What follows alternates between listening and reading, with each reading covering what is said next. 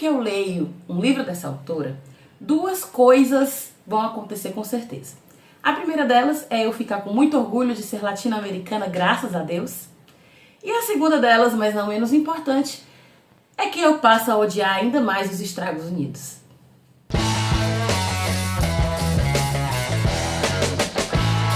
O livro dessa semana é Longa Pétala de Mar, de Isabel Allende. Sim, a diva chilena que já apareceu aqui no Bafulê várias vezes. E vai continuar aparecendo porque ela é uma queen, tá? Que tem livros incríveis e Longa Pétala de Mar é um desses livros que vai falar sobre tanta coisa. É um livro fininho, mas ele vai falar sobre tanta coisa. E mais uma vez, de uma maneira tão bonita, porque, gente, Isabel Allende é poesia pura escrevendo, né? Eu já falei aqui anteriormente que se ela fizer uma lista de feira, eu acho que eu ia me emocionar com essa lista de feira que ela faz, porque a mulher consegue escrever de uma forma muito bonita. E a Isabel, ela gosta muito de fazer críticas sociais, né? Sempre falando sobre a questão latino-americana, sempre citando a ditadura militar do Chile, né? Que ela é do Chile e a ditadura militar do Chile foi uma ditadura pesadíssima, né? Que influenciou a vida, inclusive, dela. E, obviamente, que isso daqui não ia faltar no livro Longa Pétala de Mar. Mas não só a ditadura militar do Chile. Ela vai falar também aqui sobre a Guerra Civil Espanhola, tá? Sobre os refugiados espanhóis que foram para o Chile, sobre a ditadura do Chile e essas pessoas que acabaram tendo que migrar para outros lugares, como, por exemplo, a Venezuela. Outros tempos. E o que é que os Estados Unidos têm a ver com isso? Tudo, meu bem, porque a ditadura do Chile foi literalmente financiada pelos Estados Unidos, né? E se você não sabia disso, é bom você pesquisar. E se você já leu livros da Isabel Allende, você sabe disso porque ela comenta sobre, e nesse livro ela vai comentar novamente, claro. Porque eu acho que todo dia a Isabel Allende acorda e diz: graças a Deus, sou latino-americana. Não sei se o espanhol ficou bom, porque eu não sei falar espanhol. Deve ter ficado ruim. Mas é isso aí mesmo. A história, ela vai ser focada em dois personagens, que são o Victor e a Roser. O Victor e a Roser, eles são espanhóis, né? Eles estão lá na frente, né? Em relação à Guerra Civil Espanhola, eles são, no caso, contrários, né? Ao fascismo espanhol. Então, eles são realmente atuantes, né? Tem um irmão do Victor que é mais atuante. O Victor, por ser médico, ele atua mais nessa parte assim de ser médico no campo de guerra. Então ele vê muita coisa. Só que em um determinado momento, o Victor e a Roser acabam tendo que fugir, né, para um outro lugar. Eles se separam, mas eles se reencontram. E em um determinado momento eles vão fugir para o Chile, porque o fascismo realmente tomou de conta, né, lá da Espanha. E se você não sabe sobre isso, o que é absolutamente aceitável, visto que, tipo, como a gente mal sabe a história do nosso país, né, vamos ser bem sinceros, ainda mais saber a história de outros países e tal. Então é interessante que você dê uma pesquisada sobre, que eu, por exemplo, toda vez que eu leio um livro da Isabel Allende, eu pesquiso alguma coisa, porque ela me faz ter vontade de pesquisar. Se você já assistiu o filme do Labirinto do Fauno, é ali aquele contexto, né? A Guerra Civil Espanhola é aquele contexto ali que tinha os rebeldes e tal. Então, se você assistiu o Labirinto do Fauno, ou se você leu, aqueles rebeldes seriam Victor e Roser, por exemplo. Mas em um determinado momento, eles precisam sair da Espanha e eles vão para o Chile a bordo do navio Winnipeg. Gente, que é um navio que existiu de verdade. Foi um navio que foi meio que uma ideia do presidente do Chile da época, que não era um presidente assim totalmente de esquerda, como vai ser futuramente o Salvador Allende, né, como seria futuramente o Salvador Allende, mas também não é bem de direita. Então, tipo assim, ele é meio que aquela coisa quase mais esquerda que direita. E ele tem essa ideia de trazer pessoas, né, pegar pessoas da Espanha e levar para o Chile. E ele conta com a ajuda de quem? Pablo Neruda. Não é a primeira vez que o Pablo Neruda aparece em um livro da Isabel Allende. Ele foi bem atuante na questão política do Chile e ele já era uma figura muito conhecida. Então, o Pablo Neruda, ele vai ajudar o presidente do Chile, né? E eles, né, principalmente o Pablo Neruda, ele faz meio que uma seleção de pessoas que devem ser levadas para o Chile. Essas pessoas são as pessoas que são contrárias ao regime fascista da Espanha e que alguma utilidade no Chile e elas vão a bordo desse navio que é o Winnipeg. Eu não fazia ideia dessa história, tá? E eu estar contando isso não é um spoiler, porque literalmente tem escrito aqui atrás na sinopse, tá? Mas eu achei assim muito interessante, porque essa é uma das marcas da Isabel, que é contar a ficção histórica. Ela inventa histórias, mas ao mesmo tempo ela traz como fundo histórias verdadeiras, né? Então ela sempre traz personagens fictícios vivendo situações reais. Então a Guerra Civil Espanhola, o navio que levou os espanhóis para o Chile, tudo isso realmente aconteceu. E eu acho impressionante. Não tem uma vez que eu leia a Isabel que eu não queira me informar mais, sabe? Eu fico com vontade de estudar, de entender melhor o que ela tá falando. E aí a gente vai acompanhar a vida do Victor e da Rosé no Chile. Vai ser uma vida fácil? Não vai. E mais uma vez nós temos aqui a Isabel Allende falando de uma maneira muito sensível sobre questões políticas, sobre imigração, que é uma temática que é muito importante na vida dela, né? Ela gosta muito de falar desse tema porque ela foi uma imigrante. Ela foi essa pessoa que precisou sair do Chile na época da ditadura, que precisou ir para a Venezuela não porque quisesse, mas por necessidade. Então ela tem muita propriedade para falar sobre isso. E a gente vai acompanhando a vida do Victor e da Rosé e as transformações que vão acontecendo. Porque se eles foram pro Chile, aí você pensa, opa, mas no Chile não teve uma ditadura? Pois é. Então, o que será que aconteceu com o Victor e a Rosé? Inclusive, mais um fato histórico, né? Um fato real aqui, né? Além do navio ser real também, né? O título também é uma homenagem ao Pablo Neruda, porque isso daqui é um trecho de um poema dele, onde ele fala sobre o Chile, que o Chile é a longa pétala de mar e vinho e neve, né? Então, tipo, as referências, todas as referências são perceptíveis aqui, tá? É um livro extremamente sensível. Claro, não gosto de muita história, de livro muito longo. É um livro curto, mas de fato tem muita história, porque se você nunca leu a Isabel Allende, ela fala muito, tá? Então se você não tem paciência para esse tipo de livro, então talvez a Isabel Allende não seja para você.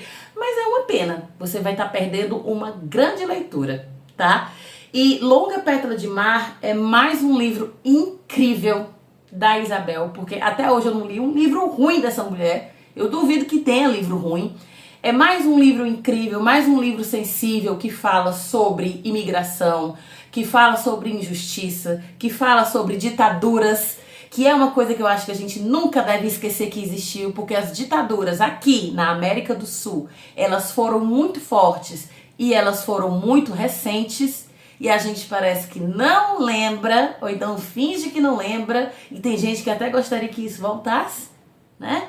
Então eu acho sempre muito importante o quanto ela exalta o quão problemática essas coisas foram para nossa região, para nossa América do Sul. E é sempre muito, muito gratificante, muito emocionante ler Isabel Allende. E eu chorei? Claro, né? Eu sempre choro com ela. Antes da gente ir para a parte com spoilers, vou lembrar que dia de domingo sai no canal do YouTube o vídeo com spoilers, a resenha do livro da semana. Então você se inscreve aqui no nosso canal, curte, compartilha, toda semana tem resenha, inclusive já tem resenha de outros livros da Isabel. Alguns estão aqui, outros estão somente no Instagram, porque eu não tinha o canal do YouTube na época, mas o Instagram também você pode seguir a gente lá no Instagram e no TikTok, @bafulê.literário, que lá tem as resenhas sem spoilers e tem outros conteúdos. Então vamos começar com os spoilers. Mais uma vez a gente tem aqui o tema da ditadura militar no Chile, né? Em um determinado momento o Victor e a Rosé, eles vão se exilar na Venezuela, que foi o que aconteceu com a Isabel Allende, porque a Isabel, ela ajudava pessoas durante a época da ditadura militar, da ditadura do Pinochet, que foi uma ditadura assim terrível, não que as outras não sejam, todas são, mas a dele foi assim, nossa, a do Chile eu acho que ela conseguiu ser mais pesada que a do Brasil, que a da Argentina, sabe? Foi muito, muito, muito pesada. E por conta dela ter sido ameaçada, a Isabel, ela foi pra Venezuela. E assim acontece com o Victor e a Rosé, né? O Victor e a Rosé não são um casal de verdade, né? Quem lê o livro sabe que a Roseira, ela era apaixonada pelo irmão do Victor, ela tem um filho do irmão do Victor. O Victor se casa com ela para poder eles conseguirem ir pro Chile, porque como eles não eram casados, eles não podiam ir, porque tipo, qual seria o vínculo deles? Então ele casa com ela para poder dizer, ó, eu sou o marido dela e sou o pai do filho dela. E aí eles vão juntos pro Chile e com o passar do tempo, eles realmente acabam se apaixonando um pelo outro. Claro, acontece muita coisa. A Rosé tem os romances dela. O Victor, principalmente, quando ele tem um romance lá com a Ofélia, que é a menina que é rica, né, que é de uma outra classe social. Só que esse romance ele não vai pra frente exatamente porque ele sabe que aquele rolê dele com a Ofélia não tem como ir pra frente. Aí tem aquela parte mais dramática da história, que é a Ofélia fica grávida, a Ofélia vai pro internato pra ter o filho e doar o filho e tal. Essas coisas que, né, pra poder abafar a história e tal. E o Victor e a Rosa realmente começam a ter um relacionamento. Na parte, eu vou passar um pouquinho aqui pra parte da Ofélia, tá? Eu não gostava da Ofélia ter esse relacionamento com o Victor, porque desde o começo eu queria que o Victor ficasse com a Rosé, que eu achava que eles super combinavam, e isso era verdade. E eu achava que a Ofélia era uma aventura, ele ficou perdidamente apaixonado por ela e ela perdidamente apaixonada por ele, mas eu acho que é só porque, tipo, ela era aquela jovem rica que, tipo, queria viver uma experiência nova. Mas eu fiquei com muita pena da bichinha quando ela, né, foi pro convento pra ter o bebê. E quando disseram que a filha, ela queria ficar com o filho, né? Ela resolveu que ia ficar com o filho. E disseram, não, seu filho morreu. Né? Ela disse, é uma menina e eu quero ficar. E aí veio aquele padre vagabundo, que era da família, né? Porque ele era um... mas ele era padre, não interessa. Ele era um escroto. E aí ele, né? Não, era um filho e infelizmente ele morreu. Na hora eu já pensei assim, é mentira. Isso aí é mentira.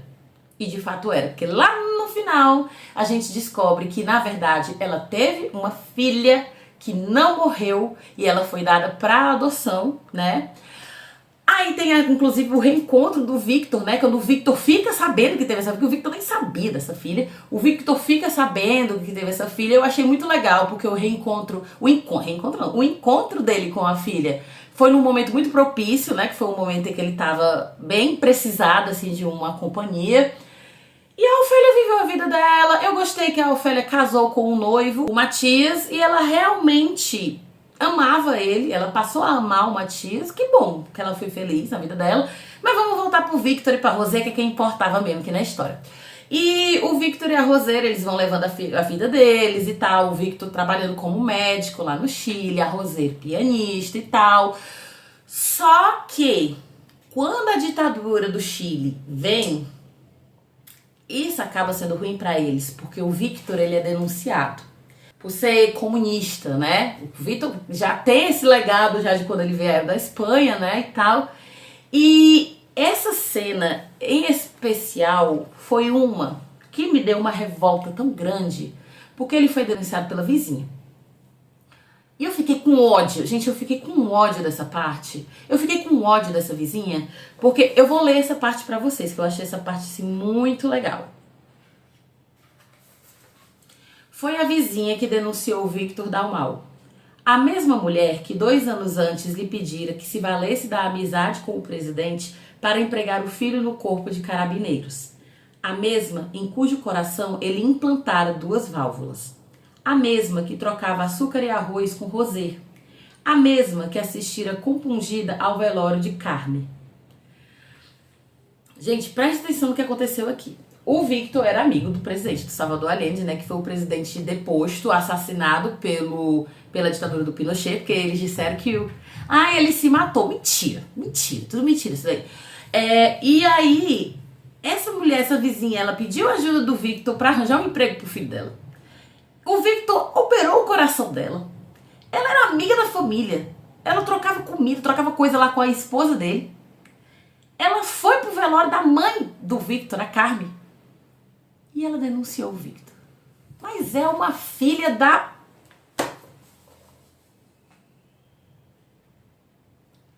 É de lascar, não? Me diga se não é de lascar um negócio desse. É revoltante, gente. É completamente revoltante. Quando começa essa parte... Aí eu lembro, ai, que ódio que eu tenho. Que ódio que eu tenho de lembrar, mais uma vez, de todas as ditaduras que aconteceram aqui na América do Sul. De lembrar o quão caótico, quão ruim, o quão horrível tudo isso foi. E pensar que tem gente que diz, ah não, foi ótimo, a melhor época possível. Nossa, que ódio, que ódio. E tipo, e mais uma vez, né, os Estados Unidos que eu falei aqui no começo, porque ele tem um envolvimento direto, todo mundo sabe que ele teve um envolvimento direto. Se você não sabe, eu aconselho que você pesquise, porque você vai encontrar isso em qualquer lugar, tá? E, nossa, bicho. Ai, que raiva que dá. E quando eles vão pra Venezuela, tem uma hora em que eles fazem uma narração assim da Venezuela que me deu uma dor tão grande quando eu li essa parte. Porque sabemos que a situação da Venezuela atual não é uma situação boa.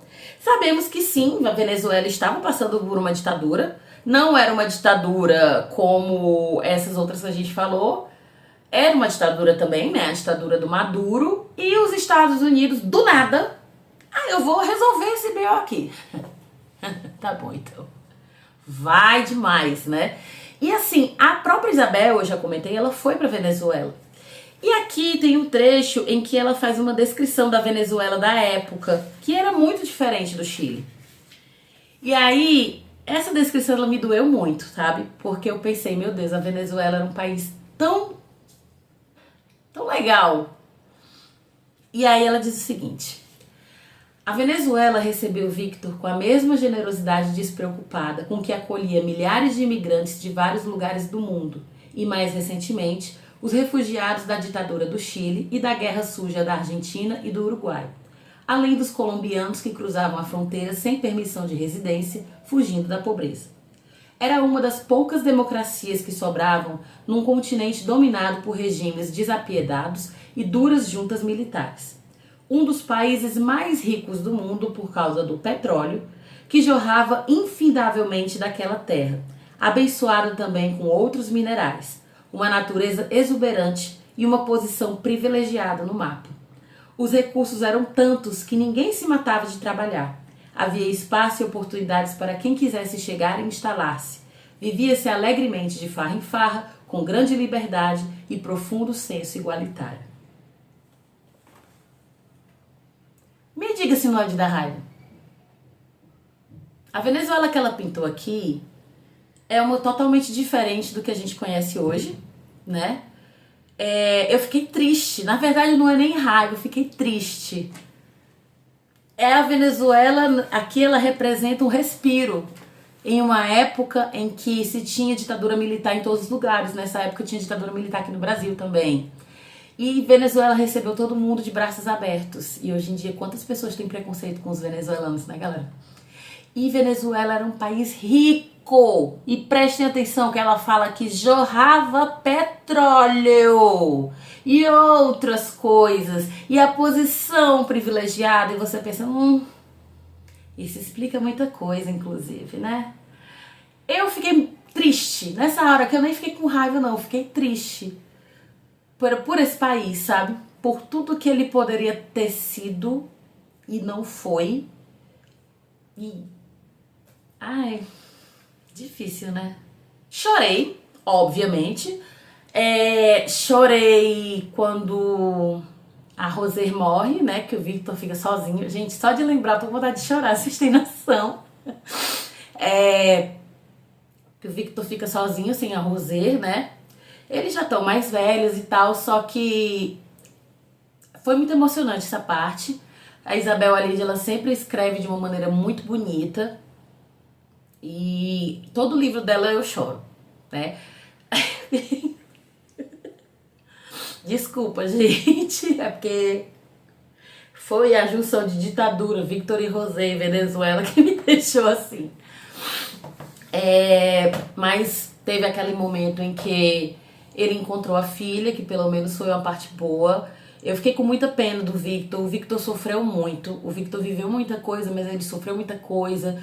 Principalmente quando é descrito o momento em que ele foi preso, né, lá no Chile e tal, as coisas que ele vivenciou. Que pra quem já leu Isabel Allende sabe que ela fala sobre isso em outras obras também, né? E ai, gente, é uma história muito bonita, muito tocante. Eu fico toda coisada quando eu leio os livros da Isabel Allende, porque eu acho que ela consegue criar narrativas fictícias tão verdadeiras, porque esse pano de fundo histórico é tão real que ela mexe com o coração da gente, fica difícil não mexer. PS. É a segunda vez que eu leio um livro dela em que ela fala que o Neruda não morreu de morte morrida, e sim de morte matada, tá? Gente, essa teoria é muito forte, viu? Porque o Neruda, ele era um representante mor do que era contrário, completamente contrário a tudo que representava o fascismo, a ditadura. E o Neruda, ele estava doente, né? E aí, quando acontece o golpe militar, ele foi internado às pressas e ele morreu muito rápido. E dizem, né, existem as teorias de que, na verdade, ele foi envenenado, por isso que ele morreu muito rápido. E, sinceramente, eu acredito totalmente, porque ele era uma figura muito conhecida, ele era um nome muito conhecido, então ele podia ser aquela pessoa que podia explanar sobre a situação do Chile pro resto do mundo. Então é melhor acabar com esse tipo de pessoa. Tem até um cantor também, que é citado no livro, eu vou colocar aqui o nome dele, porque agora eu não tô lembrando, que existiu de verdade, que ele era um cantor bem famoso, que na época da ditadura ele também foi preso e morto, só que o Neruda, ele era uma figura já mundialmente conhecida, então era melhor simplesmente abafar o caso. Já é a segunda vez que a Isabel fala que acha que o Neruda foi envenenado. O Victor vai visitar o Neruda no hospital e não deixam ele entrar para ver o Neruda. Pra bom entendedor, meia palavra basta. Outro parêntese. Tem referência ao Alien Diverso, que existe um Alien Diverso, tá, gente? Porque existem algumas obras da Isabel Allende em que há referências a outras obras dela. Como assim? Nesse livro tem um momento em que os pais da Ofélia estão no navio e eles vão encontrar no jantar o casal Trueba. E o casal Trueba, que são o Esteban e a Clara, eles são do livro A Casa dos Espíritos, que é o livro mais famoso dela. E também tem um outro momento em que, quando é feita a descrição do Pablo Neruda, usa-se os termos pálpebras de árabe, dizendo que ele tinha pálpebras de árabe, que eu não faço ideia do que seja. Mas isso também faz uma referência a um outro livro, né? Só que dessa vez é uma referência a um livro do Gabriel Garcia Marques, que é o livro Crônica de uma Morte Anunciada, que é maravilhoso. E nesse livro, o principal personagem, que é o Santiago, ele é descrito como um jovem que tem pálpebras de árabe. Então, tipo, aí também tem uma referência. Nossa, ó. Queen demais. Isabel Allende, você merece o mundo. Por isso, o nosso livro da semana é Longa Pétala de Mar, de Isabel Allende.